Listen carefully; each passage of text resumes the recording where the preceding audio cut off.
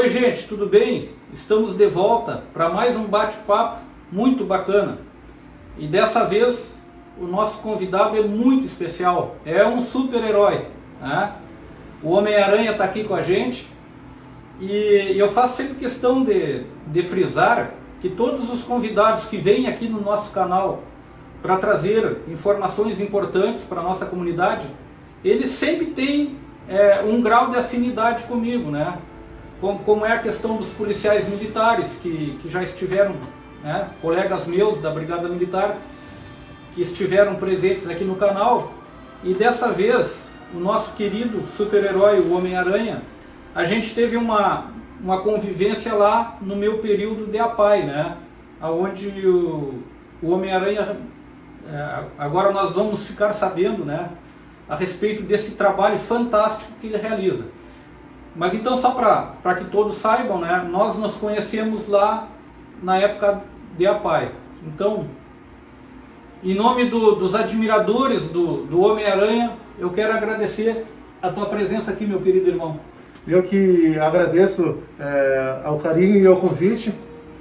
Quer dizer que eu conheci o Tenente César lá na APAE como sendo presidente, foi quem abriu as portas para nós entrarmos lá, fazer um trabalho, conhecer um público diferente do que a gente trabalhava. E depois de conhecer o pessoal, o trabalho que é feito na APAE e o público que trabalha, a gente conseguiu entender mais, nos qualificarmos, e eu acho que nós aprendemos mais como ser humano depois que aquelas portas foram abertas para nós. Que maravilha, irmão, que maravilha. Olha só, gente, que entrevista bacana vai ser, né?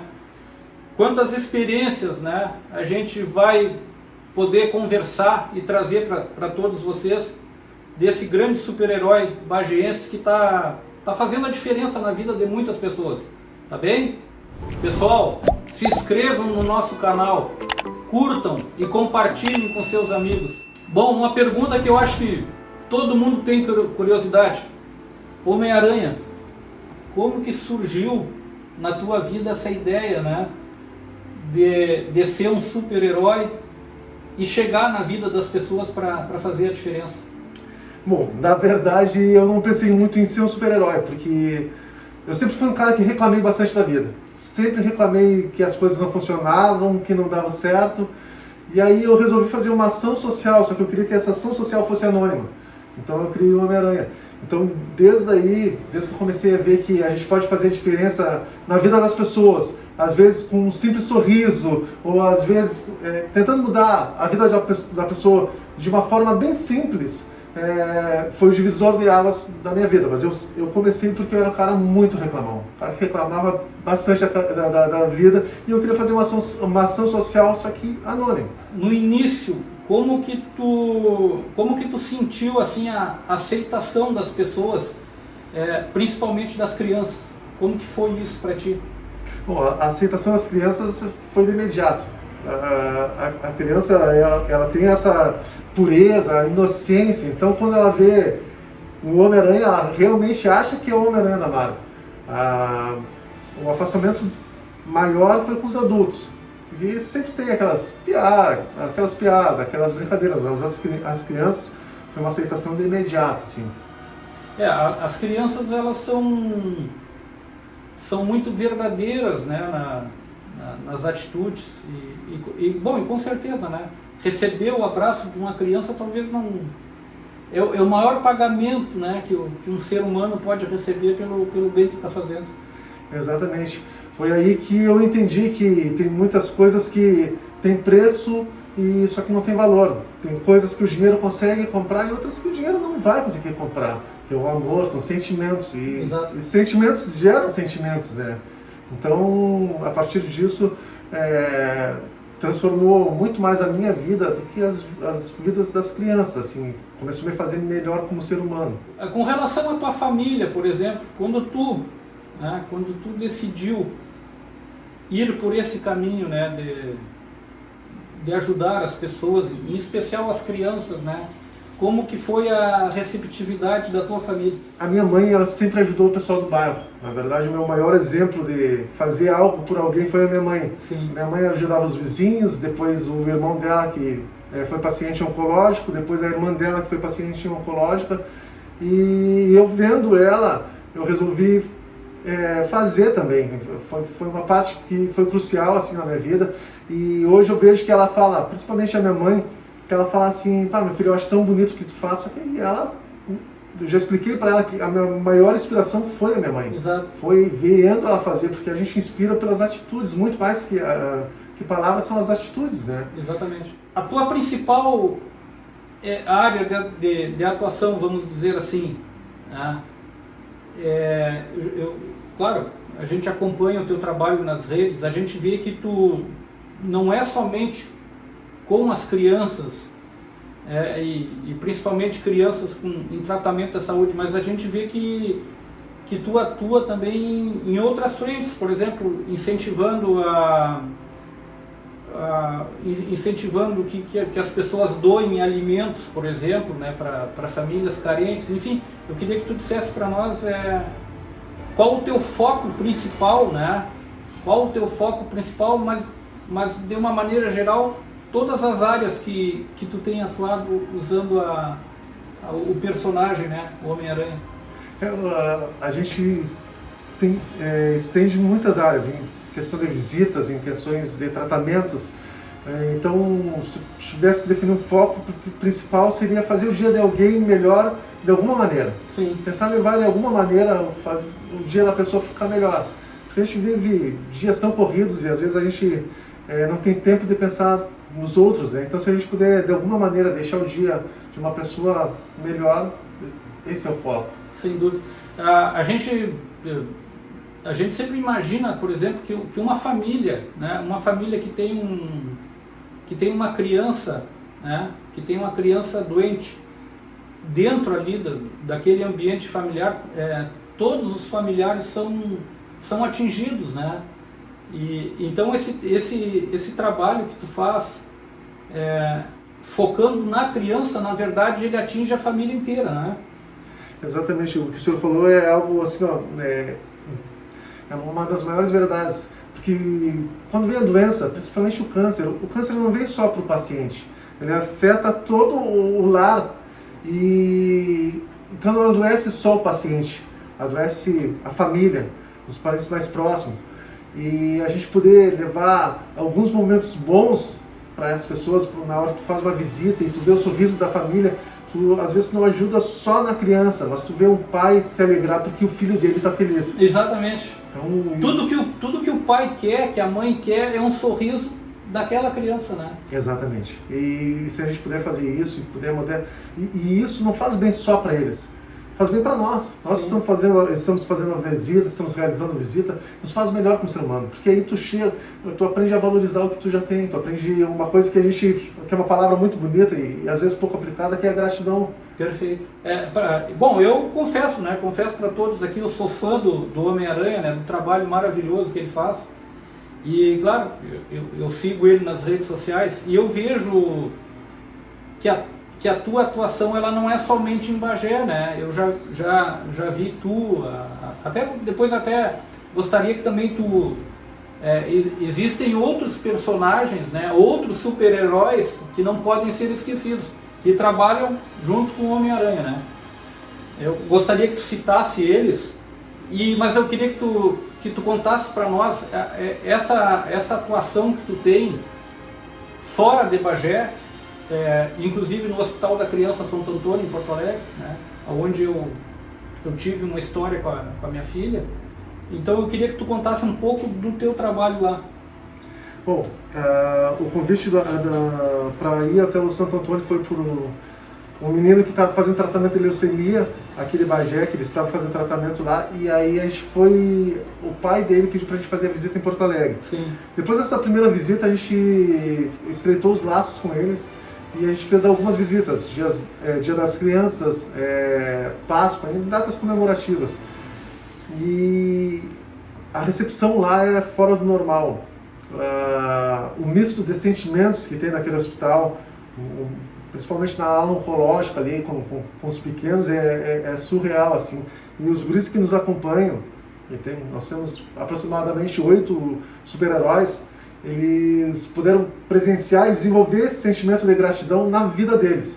Nós temos o Batman, que trabalha conosco, que ele fazia todas as visitas, porque às vezes não dá por conta do tempo, não dá para conciliar a agenda deles para ir ali no Santo Antônio ou aqui no Sion. Mas todas as visitas oncológicas ele faz questão de ir, e depois ele veio me falar que a irmã dele estava fazendo tratamento para o câncer. Me perguntou se a gente não poderia ir na última quimioterapia dela. E a gente gravou isso, e ele falou que enquanto ele estava visitando outras pessoas, sem pedir nada para Deus, Deus de alguma maneira estava retribuindo na cura da irmã dele dentro de casa. Então é um misto assim de troca e gratidão, de sentimentos que faz te evoluir como ser humano, que faz ter uma percepção melhor da vida, faz a gente se sentir vivo. Bom, aqui já vai a nossa gratidão, né, aos outros super-heróis que acompanham o Homem-Aranha nesse trabalho fantástico. Com certeza são muitas experiências, né, pelas quais tu passou. Eu queria que tu destacasse uma delas, talvez a que mais tenha te marcado, né, a que mais atingiu o teu coração. E com certeza, né, ela também, essa história que tu vai nos contar, com certeza ela vai trazer um sentimento de luz e de amor para quem está nos olhando. Eu acho que a história que mais me marcou é do menino Cauã, que a gente fez uma campanha para ele aqui em Bagé, e na época ela tomou uma repercussão a nível nacional e internacional. Teve pessoas em outros países que ajudaram a fazer o aniversário dele. Ele era um paciente paliativo, ele tinha 7 anos e ia fazer o aniversário dele de 8 anos. Sim. E aí a mãe dele pediu para ir no último aniversário dele. E nós fomos no aniversário dele e foi o pessoal da brigada, deu apoio, o pessoal dos bombeiros, o Bagé 24 Horas cobriu essa história, deu uma repercussão muito grande. E eu fiquei perplexo com o rumo que tomou tudo aquilo ali. Só que ainda não tinha caído a ficha.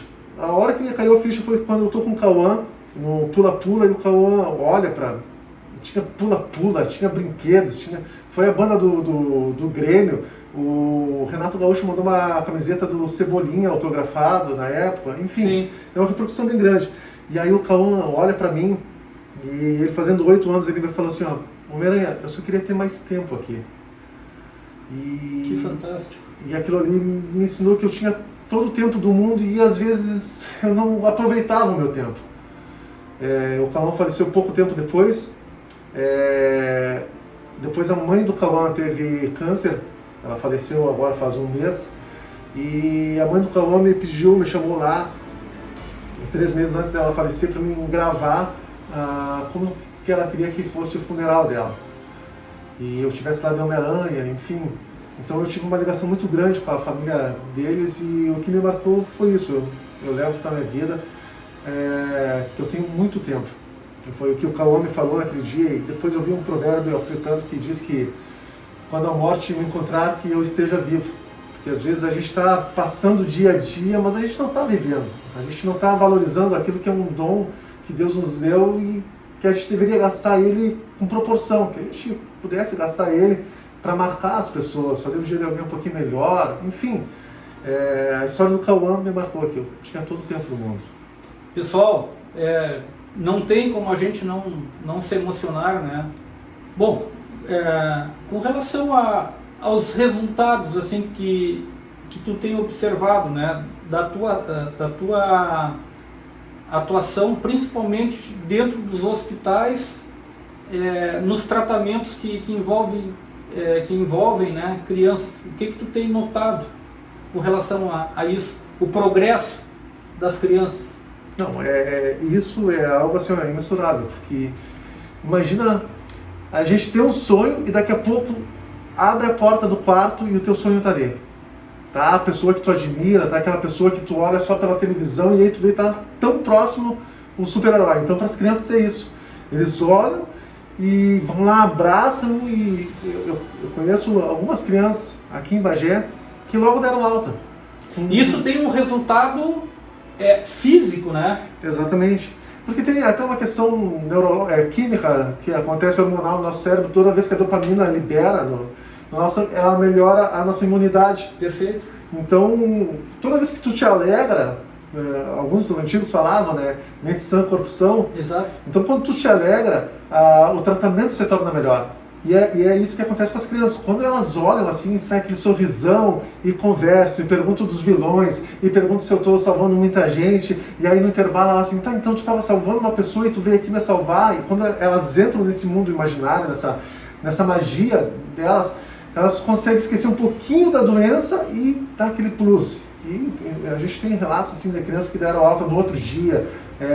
Tem um menino, que não esqueci o nome da síndrome dele, ele deu uma síndrome que ele não estava conseguindo andar e em 2 semanas ele voltou a ter os movimentos, voltou a caminhar, porque ele queria andar na bicicleta com o Homem-Aranha. Então é algo fantástico. Assim, ele criou uma expectativa, né? E ele começou a treinar para andar de bicicleta com o Homem-Aranha. Tem uma menina que ela tem a síndrome de porfiria intermitente aguda.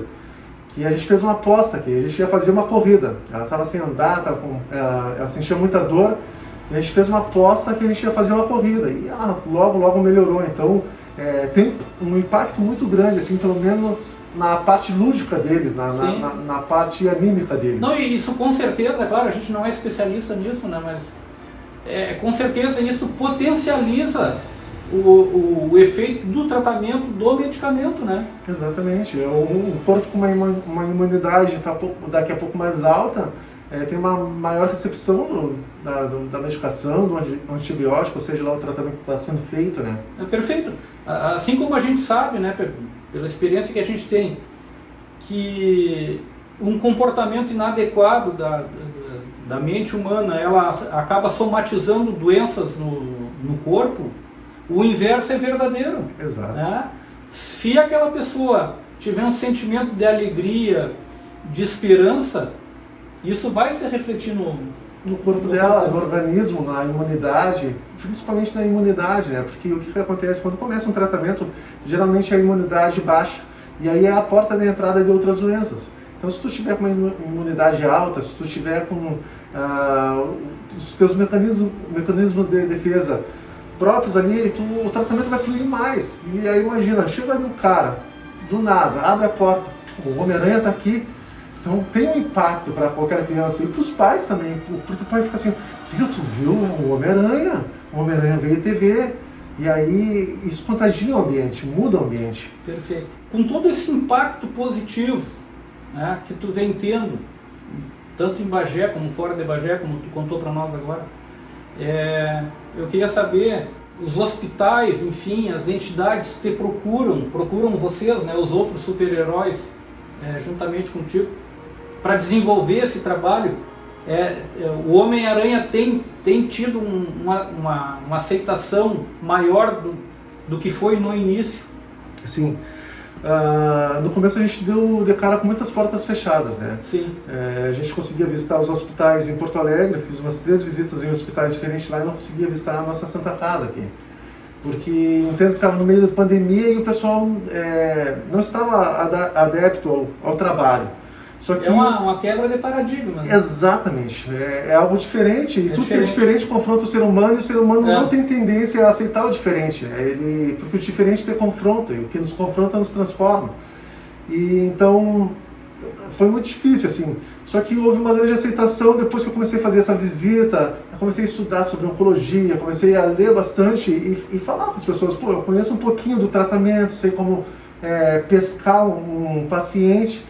A Santa Casa hoje teve um dia que nós fomos chamados lá para dar uma palestra para o pessoal da CTI, que o pessoal da CTI andou perdendo algumas pessoas, e aí, porque o fator humano, os enfermeiros, todo o pessoal que trabalha, seja a profissão que for, o policial, o enfermeiro, o pessoal que trabalha na primeira linha de atendimento com pessoas que tem o risco de perder uma pessoa, porque a gente não está preparado para perder pessoas. Ele vai entrar num estado de ansiedade, uma tristeza, e essa tristeza às vezes se transforma numa depressão. Então a gente teve situações que nós fomos na Santa Casa lá para discursar a respeito das nossas visitas, do nosso trabalho, o que aprendemos como ser humano, dentro da CTI. A gente deu uma palestra para os enfermeiros dentro da CTI para um turno lá. Então hoje a recepção deles é muito bacana, eles procuram para a gente fazer o trabalho, o pessoal da hemodiálise ali é fantástico.